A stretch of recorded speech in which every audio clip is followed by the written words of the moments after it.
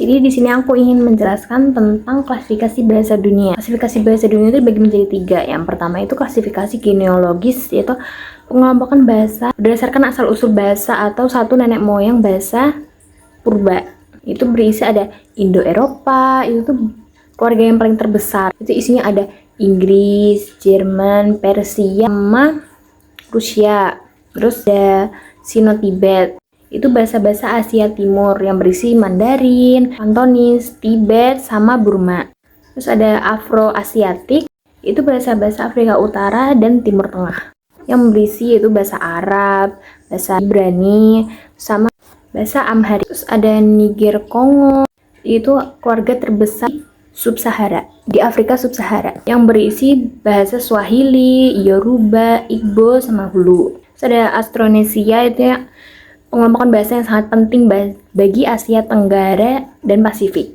Yang berisi itu bahasa Indonesia, bahasa Tagalog, bahasa Melayu, bahasa Jawa, lain-lain. Dan masih banyak lagi pengelompokan bahasa berdasarkan genealogis. Kita lanjut klasifikasi yang kedua, yaitu klasifikasi tipologis, yaitu pengelompokan berdasarkan struktur gramatikalnya. Yang pertama itu berdasarkan morfologi atau struktur katanya. Yang kedua berdasarkan sintaksisnya atau susunan kata. Yang ketiga ada klasifikasi areal, yaitu pengelompokan bahasa berdasarkan wilayahnya, karena bahasa dalam satu area itu saling mempengaruhi. Lalu menurut peneliti bahasa, jumlah keluarga bahasa di dunia itu ada kurang lebih 420 sampai 430 keluarga bahasa di dunia.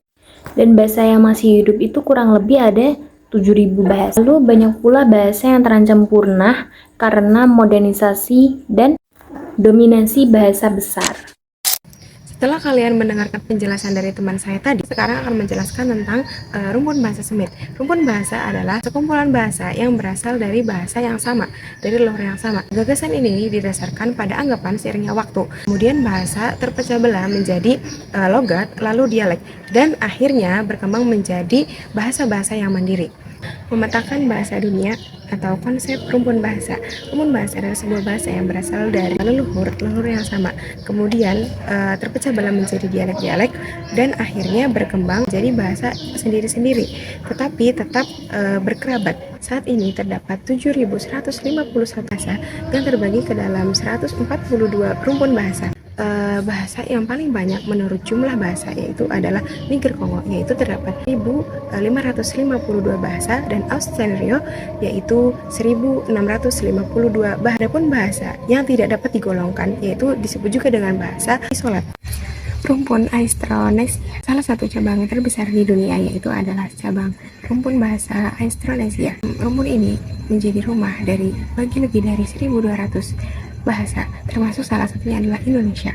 Penuturnya tersebar dari Madagaskar hingga Pulau Paskah, dan dari Taiwan hingga Selandia Baru. Contohnya ada bahasa Melayu, yaitu Indonesia dan Malaysia, bahasa Jawa, bahasa Maori yang terdapat di Selandia Baru, dan bahasa Malagasy yang terdapat di Madagaskar, dan yang terakhir ada juga bahasa Tagalog yang berasal dari Filipina. Menyelami bahasa Semit.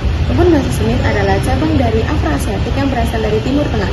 Bahasa ini termasuk yang paling awal memiliki bukti tertulis. Salah satu anggota bahasa Semit yaitu adalah bahasa Arab, yaitu terdiri dari 206 juta jiwa, dan bahasa Amhar yaitu bahasa resmi Ethiopia yang terdapat 27 juta penutur, dan bahasa Ibrani dari bahasa resmi Israel yang terdiri dari 7 penutur, dan bahasa Akkadia yang sudah punah. Fokus pertama yaitu rumpun bahasa terbesar di dunia, yaitu adalah Afro-Asiatik. Cabang utama rumpun Afro-Asiatik yang pertama itu adalah Semit, salah satunya cabang yang berasal dari luar Afrika atau Asia.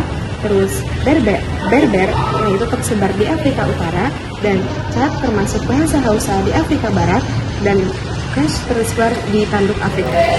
Setelah tadi kalian mendengarkan penjelasan dari teman saya tentang rumpun bahasa Semit, sekarang giliran saya yang menjelaskan tentang posisi bahasa Arab dengan bahasa Semit lainnya. Posisi bahasa Arab adalah bahasa yang paling dekat dengan Semit. Demikian juga bahasa Arab mempunyai posisi yang lebih dibandingkan bahasa-bahasa lain di bahasa Semit lainnya. Bahasa Arab juga termasuk bahasa yang paling banyak digunakan hingga saat ini. Penuturnya pun bukan hanya umat Islam, namun dari umat-umat lain pun masih menggunakannya. Nah, bahasa Arab juga juga salah satu bahasa besar yang ada di dunia. Bahasa tersebut berasal dari rumpun Afro-Asia. Dan untuk memahami kedudukannya, mari kita lihat hubungan bahasa Arab dengan bahasa Semit lainnya. Jika kita lihat secara linguistik, bahasa Arab diklasifikasikan sebagai rumpun Afro-Asia, termasuk juga dari keluarga Semit dan cabang dari Semit Selatan Tengah. Hal itu menunjukkan bahwa bahasa Arab bukan bahasa sendiri, melainkan masih sekeluarga dengan bahasa Ibrani dan Aram. Nah, selanjutnya saya akan menjelaskan tentang kesamaan bahasa Arab dengan bahasa Semit lainnya, yaitu dari sistem akar kata. Biasanya sistem akar kata bahasa terdiri dari 3 huruf seperti kaf, ta, dan ba. Selanjutnya yang kedua yaitu kesamaan kosakata dasar, seperti jika di dalam bahasa Arab arti kata salamun, jika di dalam bahasa Ibrani pun demikian sama. Yang ketiga atau yang bisa disebut terakhir yaitu dominasi konsonan dalam pembentukan kata. Kesamaan ini menunjukkan bahwa bahasa Semit berasal dari sumber yang sama dengan bahasa Arab. Bahasa Arab juga punya keunikan tersendiri dibanding bahasa-bahasa Semit lainnya, yaitu sistem i'rab yang masih utuh. Yang kedua, pola derivasi yang sangat kaya, dan juga struktur nahwu dan sorof paling lengkap, dan peran Al-Quran adalah salah satu faktor utama yang membedakan bahasa Arab dengan bahasa Semit. Oleh karena itu, bahasa Arab sering dianggap sebagai bahasa Semit yang paling konservatif. Dan saya juga akan menjelaskan posisi strategis bahasa Arab karena kelengkapan dan kelestariannya, yaitu menjadi rujukan utama dalam studi linguistik. Yang kedua, digunakan untuk menafsirkan bahasa Semit kuno, dan yang terakhir, memiliki pengaruh besar terhadap bahasa-bahasa lain. Sekian dari penjelasan saya, akan dilanjut oleh teman saya. Setelah penjelasan dari teman saya mengenai posisi bahasa Arab, di sini saya akan menjelaskan mengenai sejarah singkat bahasa Arab dari Arab Qaidah hingga Arab Baqiyah. Bahasa Arab yang kita kenal sekarang itu dulunya punya perjalanan yang panjang dan bertahap. Dalam kajian sejarah bahasa Arab, para ahli itu membaginya menjadi 2 kelompok besar, yaitu Arab Qaidah dan juga Arab Baqiyah. Pertama yaitu Arab Qaidah. Arab Qaidah merujuk pada kelompok bangsa Arab kuno yang lahir jauh sebelum Nabi Ibrahim. Contohnya ada kaum Samud, kaum Ad, dan beberapa kaum lainnya. Kaum-kaum ini sudah tidak ada lagi, sudah punah karena peperangan, terjadinya bencana alam, dan sebab lainnya. Maka dari itu, ketika kaumnya sudah tidak ada, maka bahasanya pun ikut punah. Kita hanya tahu dari cerita-cerita sejarah saja dan beberapa peninggalan. Secara logika bahasa itu akan bertahan ketika ada penutur dan diwariskan. Nah, kaum Arab Qaidah ini sudah punah sehingga otomatis bahasanya pun ikut punah. Arab Qaidah ini bukan menjadi dasar terbentuknya bahasa Arab yang kita kenal sekarang, tetapi hanya menjadi jejak awal kebahasaan Arab. Nah, dasar terbentuknya bahasa Arab yang kita kenal sekarang itu terbentuk dari Arab Baqiyah. Selanjutnya yaitu Arab Baqiyah. Arab Baqiyah itu kebalikan dari Arab Qaidah. Arab Qaidah itu kan Arab yang punah, sedangkan Arab Baqiyah adalah Arab yang terus lestari, terus berkembang dan tetap ada hingga saat ini. Arab Baqiyah adalah keturunan Nabi Ibrahim melalui Nabi Ismail dan kelompok-kelompok Arab yang berkembang setelahnya. Bahasa mereka itu lebih terstruktur. Nah, Arab Baqiyah ini terbagi menjadi 3. Pertama ada Arab Arabiah atau Arab asli.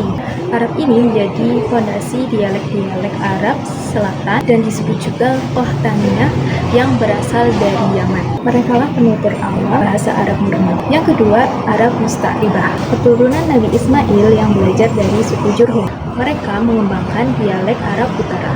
Nabi Muhammad juga berasal dari kelompok ini, yaitu Bani Adnan. Nah, pada Arab Musta'ribah ini, bahasa Arab itu mulai berkembang, mulai kosakata semakin berkembang, bahasanya sudah mulai tertata, dan berkembang menjadi Arab Fusha. Yang selanjutnya yaitu Arab Mustakmalah. Ini dikenal sebagai Arab modern. Itu ada Arab Fusha yang kita kenal sebagai bahasa Arab baku, dan juga Arab Amiyah, yaitu dialek yang digunakan sehari-hari oleh orang. Contohnya ada dialek Mesir, dialek Maroko, lain sebagainya. Jadi, perjalanan bahasa Arab dimulai dari Arab Qamidah, yaitu kelompok orang-orang Arab kuno yang bahasanya telah punah, lalu berkembang berlanjut pada Arab Baqiyah yang menjadi dasar terbentuknya bahasa Arab yang kita kenal sekarang. Dibaginya menjadi dua kelompok besar, ya kita mudah dalam memahami mana bahasa yang masih tetap berkembang hingga sekarang.